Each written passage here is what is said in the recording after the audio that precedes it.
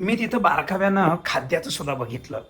तर या ठिकाणी तिथं सरकी बघायला मिळाली, ज्याच्यामध्ये 9% ऑइल आहे. म्हणजे याच्यामुळं फॅट आणि प्रोटीन चांगलं येतं, म्हणजे जनावरची तब्येत.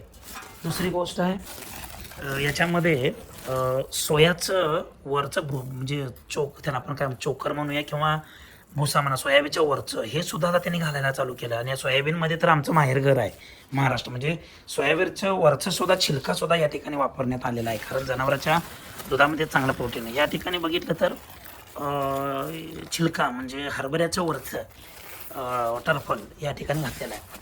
म्हणजे दलिया हे सगळं मिक्स करून या ठिकाणी गव्हाचा भुसा आणि गिरण पण आहे.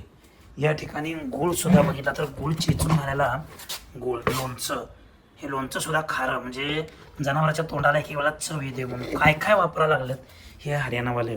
हे खरोखरच म्हणजे याचं अनुकरण आपण करणं ही काळाची गरज आहे.